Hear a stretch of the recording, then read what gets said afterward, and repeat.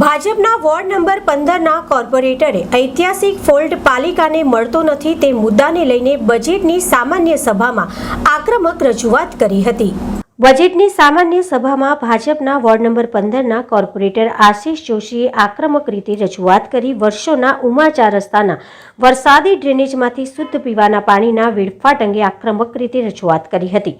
Fault ન મળતા આશિષ જોશીએ સ્લેબ ન ભરવા દેતા માત્ર રેલિંગ જાળી મારી છે, પરંતુ હજુ ઐતિહાસિક પ્લોટ પાલિકાને મળતો નથી। નોંધનીય છે કે વર્ષ પહેલા ફોલ્ટ શોધવા તત્કાલીન મેયર વરસાદી કાસમાં ઉતર્યા હતા, પરંતુ હજુ આ સમસ્યાનું નિરાકરણ આવ્યું નથી અને ફોલ્ટ પકડાયો નથી। ગયા વર્ષે Waghodia road ward number 15 Uma 4 રસ્તા પર વરસાદી ગટરને સ્લેબ તોડીને સફાઈ કરવાની કામગીરી દરમિયાન અમારું ધ્યાન પડ્યું હતું કે એક મોટી પાણીની લાઈન ત્યાં લીકેજ છે।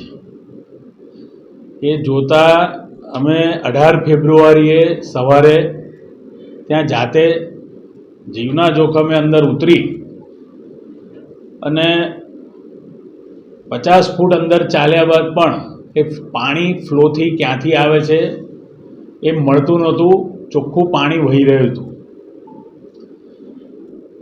સભામાં રજૂઆત કર્યા બાદ તત્કાલીન મેયર કેયુરભાઈ પણ અમારી સાથે બીજા દિવસે રાત્રે 12 વાગે માન્ય મ્યુનિસિપલ કમિશનર સાથે સ્થળ પર આવીને તેઓ પણ અંદર ઉતર્યા હતા 19 તારીખે, અને એ ફોલ્ટ હજુ પણ મહાનગરપાલિકાના અધિકારીઓ શોધી નથી શક્યા। આજે પણ આપ જોઈ શકો છો કે ઉમા 4 રસ્તા પર ત્યાં ગ્રીલ બેસાડી દીધી છે, પણ એ ફોલ્ટ ત્યાં મળતો નથી। ચોખ્ખું પાણી એ જ રીતે વહી રહ્યું છે। શા કારણથી વહી રહ્યું છે એ આજ દિન સુધી એ ફોલ્ટ હજુ સુધી મળ્યો નથી। તંત્રનું કહેવું છે કે ફોલ્ટ નથી મળતો, કોઈ જમણ હોઈ શકે પાણીનું, પણ આટલું બધું ફ્લોથી જ્યારે પાણી વરસથી જશે, અને આ તો વરસ પહેલાં આપણને જાણ થઈ છે। 10 વર્ષ પહેલાં વરસાદી ગટરો બની હતી, એટલે એને સ્લેબ ઉપરથી બંધ કરવામાં આવ્યો હતો। જુદી જુદી જગ્યાએ સ્લેબ તોડીને સફાઈની કામગીરી હાથ પર લીધી ત્યારે આ ફોલ્ટ જણાઈ આવ્યો છે। તો આપ વિચાર કરો કે 10 વર્ષ પહેલાંથી બનેલી આ ગટરમાં કેટલા સમયથી આ પાણી વહેતું હશે, એ તો આપણને ગયા વર્ષે ખબર પડી છે। એટલે અગાઉ કેટલા વર્ષો પાણી વહી ગયું અને હજુ બી જાણ પછી પણ 1 વર્ષથી પાણી વહી રહ્યું છે।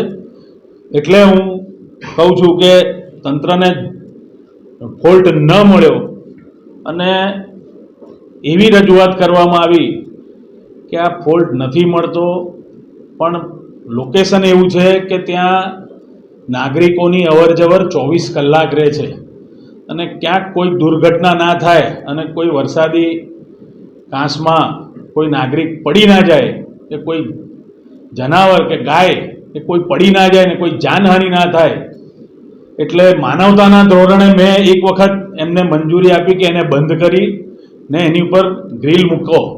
એટલે ગ્રીલ મૂક્યાથી ઓબ્ઝર્વેશન તો થાય કે ભાઈ પાણી અંદરથી એ રીતે વહી રહ્યું છે।